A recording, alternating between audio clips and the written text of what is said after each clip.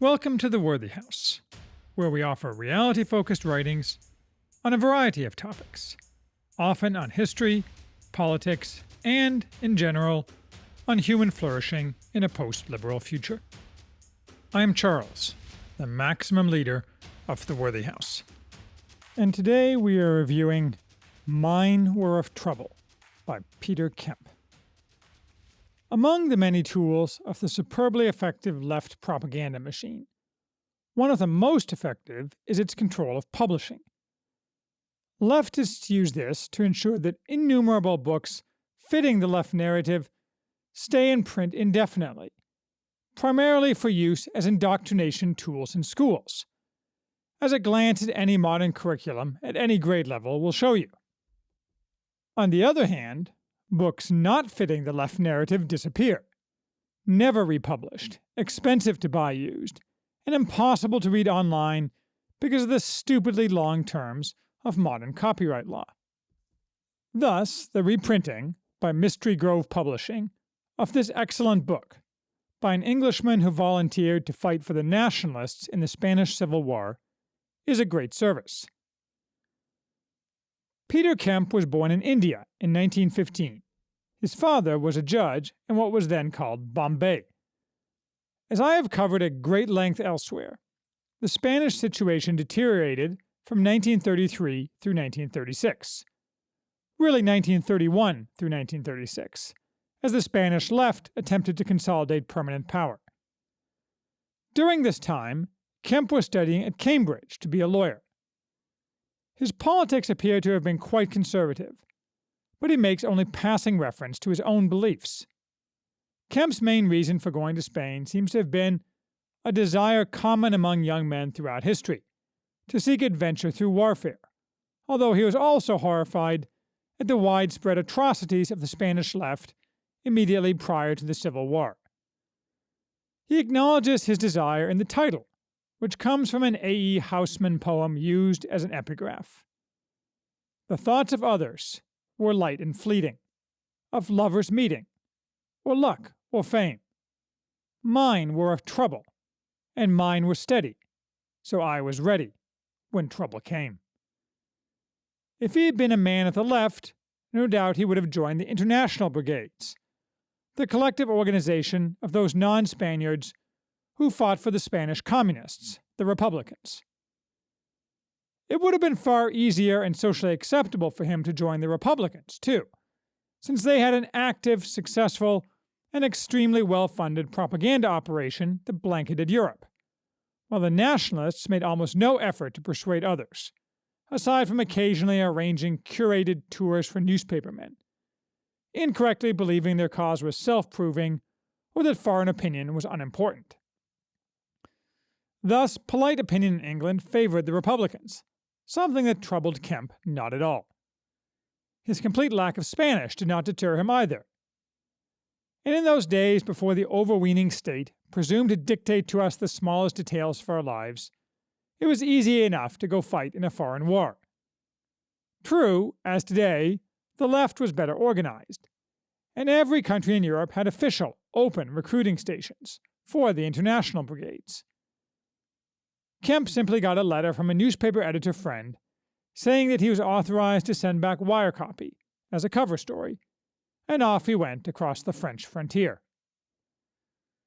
This was November 1936. Kemp offers a thumbnail sketch of the first 4 months of the Civil War, which had passed by the time he arrived. At this point, Francisco Franco had not yet assumed supreme command, nor had he amalgamated the different political factions of the Nationalists under his personal control. As a result, the Nationalist military was organized in a fragmented and ad hoc manner. The Republican military was too, but the Nationalists were much better as the war progressed at welding together the disparate components of their forces, helped by not being subject to the Moscow-directed purging that bled the Republicans. The core of the Nationalist fighting forces was the Army of Africa, consisting of most of Spain's land forces that actually had experience fighting. One part of this was the Spanish Foreign Legion, which meant Spaniards fighting abroad, in Africa, It was not a collective of foreigners, like the French Foreign Legion. The other was native Moroccans, the Regulares. Two political parties also raised separate forces. The first was the Carlists, one branch of the Spanish monarchists, favoring a king other than Alfonso XIII, who had resigned in 1931 to avoid the civil war being fomented by the left. The Carlists were dominant in the north of Spain, in Navarre and the Basque provinces, and were old-fashioned, happy to die for king and country. The second was the Falange, the small Spanish fascist political party, who had little in common politically with the Carlists, and in fact, in later years, squabbled violently with the Carlists. Franco, of course, was not a fascist or a member of the Falange. Most nationalist military officers were not political. Kemp joined the Carlist forces, the Raquetes. The Falange Kemp treats with some disdain. He seems to regard them as less than competent, brave enough but prone to scheming in preference to honest fighting, and too often substituting ideology for honor. And he was warned away from joining the Legion, which was regarded as extremely tough and demanding, and less than welcoming to a foreigner who spoke no Spanish. So the Carlists it was, and they were very welcoming, if highly informal, bordering on lax in their organization. From here, Mine War of Trouble is personal narrative of Kemp's experiences. For the most part, the Spaniards were glad to have him fighting with them, though sometimes he was the target of suspicion from military bureaucrats. He fought with the Carlists in various skirmishes and battles, including the Battle of Jarama, February 1937, and the Battle of Santander, July 1937. He very much enjoyed his time with the Carlists, and was quickly promoted to alferez, a junior officer rank, sometimes translated sub-lieutenant, meaning in practice he commanded part of a platoon, apparently 10 to 20 men at a time. But he disliked the Carlists' lack of discipline and technical training. They substituted suicidal courage for better entrenchments and the use of modern guns and gun techniques. Kemp wanted to learn first-class soldiering, so late in 1937 he joined the Legion. The Legion was divided into 20 banderas, and Kemp was assigned to the 14th, a new bandera composed of disparate parts. His welcome was frosty. He was viewed with suspicion, as a foreigner and as a Protestant, something the legionaries associated with Freemasonry, one of the main avenues by which leftist poison had entered the Spanish body politic.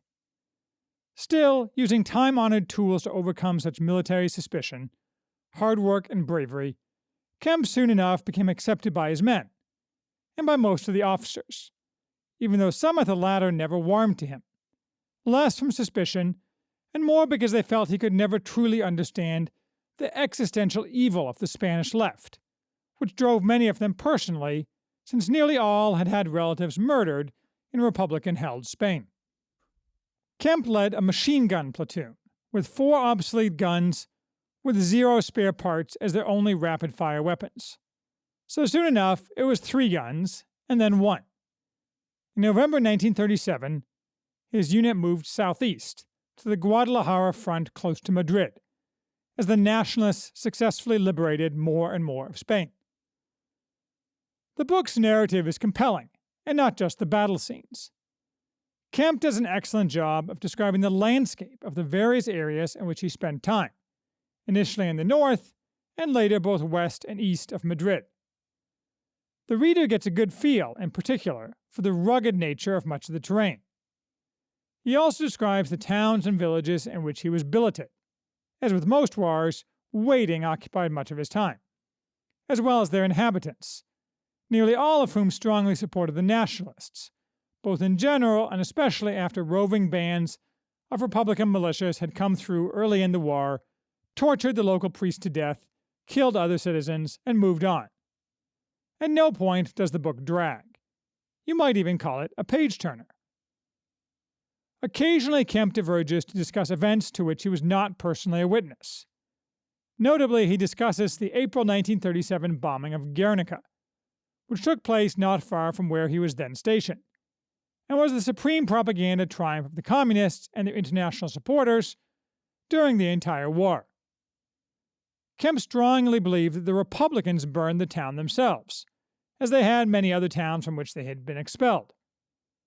That was the nationalist line at the time, in opposition to the massive global campaign spreading the lie that the nationalists, with the help of the Germans, had bombed a non-military target to terrorize the population. No doubt Guernica was a wholly legitimate target, and the bombing wholly appropriate, if not executed entirely competently. Bombing civilian towns without a military presence was actually a Republican specialty. Kemp notes that early in the war, Toledo, a nationalist town, had been so attacked. But objective modern historians, as opposed to communist mouthpieces like Paul Preston, generally conclude that the nationalists were lying that the destruction was caused by the Republicans burning the town, in a crude and unsuccessful attempt to counter Republican propaganda. Kemp offers all his experiences with no sugarcoating. In the Legion, there was extremely rigid discipline, with corporal punishment for minor infractions and the death penalty for any insubordination. The good result of this was that looting and rape, commonly committed by Republican forces, was non-existent. The bad result was that in Kemp's Bandera, though it was against nationalist policy, many prisoners, and all of certain categories, were shot out of hand. Those categories included members of the International Brigades, blamed for prolonging the war by preventing the early liberation of Madrid. Of course, Kemp would have been shot too if captured. He knew that at the time, and he quotes a British captain in the International Brigades whom he talked to after the war, who leaves no doubt.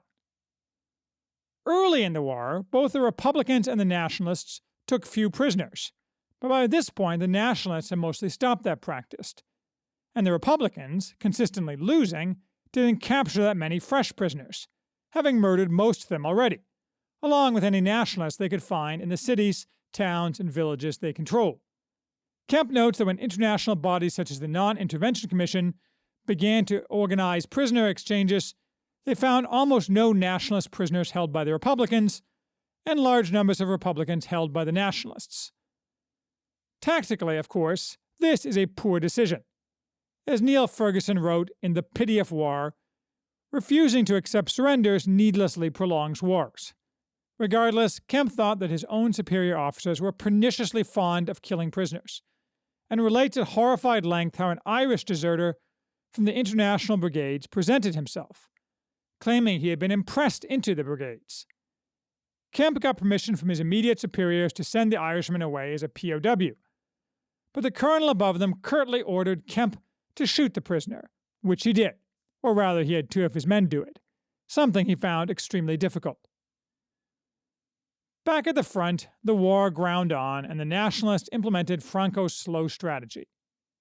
It was later called plotting and unimaginative, which perhaps it was, and also called an attempt to kill as many communists as possible, which perhaps it also was. We'll never know. Franco was famously taciturn. Kemp fought in the Battle of Teruel, which was bitter and more of the same, featuring hand-to-hand fighting in olive groves, and the intermittent appearance of light tanks, often turning the tide at the last minute, including once when Kemp's unit was about to be overrun. Many of Kemp's friends died. He gives full credit to his opponents for bravery and competence. He was stationed for a few weeks in Belchite, a village that had been destroyed earlier, which was left destroyed after the war and was used as the backdrop for the BBC series The Spanish Civil War.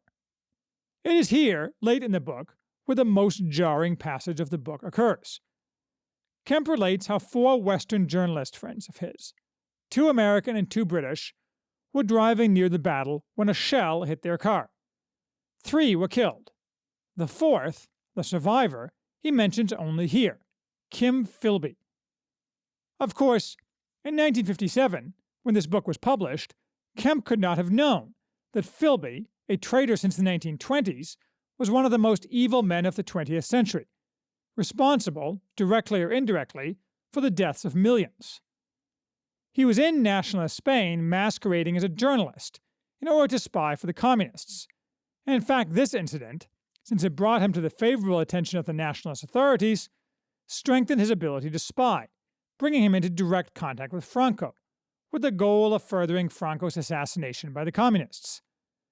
But Kemp knew none of this. It is strange how history works. Now, it could have been different had we been more lucky and Philby killed in 1937. Kemp was wounded several times and had to recuperate, but was back in action by May 1938. Not for long, though. Fighting near Aragon in July, a mortar bomb exploded next to him, shattering his jaw and hand, burning his throat, and nearly killing him. Recuperating for months, he asked permission for leave to return to England to convalesce, which was granted. First, however, Franco asked to see him, and he had a 30-minute interview, consisting mostly of Franco talking about the dangers of communism. Franco concluded by asking Kemp what he would do after the war, to which Kemp said presumably he would fight in the British military in the coming war. Franco responded with a wintry smile, "I don't think there will be a war," to which Kemp's response was, "I wonder what he really thought." By March 1939, the Spanish War was over, and Kemp did not return to Spain for some time, although he fought with great distinction in World War II and thereafter. But that is another story, told by Kemp in other books. Today, of course, the modern successors of the Spanish communists would ensure that a man like Kemp had no peace after the guns fell silent. Those who fought for the international brigades received nothing but lionization, and to this day are unjustly and foolishly praised. But even in his time, Kemp was threatened by his local police chief in England that he might find himself liable to prosecution under the provisions of the Foreign Enlistment Act of 1880, or some such date. Kemp died in 1993, but we can be certain that if he had lived longer, the European left, both in Spain and England, would have tried to prosecute him as a war criminal, by which they mean any person who opposed their totalitarian aims for the 20th and 21st centuries. I often complain about this, that the left ensures that its enemies are hounded to the grave and beyond, while the right fails to do the same and, an equally great failing, fails to fight back adequately. Maybe this is a historical anomaly, and in the decades to come, the roles will be reversed. One can hope. You will not find here new lessons on the Spanish Civil War, but you will find lessons that are not commonly known. This book is interesting in its own right, and a quick read. I highly recommend it. Most of all, it's a vivid exposure to the reality that the side that deserved to win the Civil War, and fortunately did, was the nationalists, who bore little resemblance to the caricature that nearly a century of left lies has planted in the rest of the West. More people should know this, and Mine Were of Trouble is a good place to start.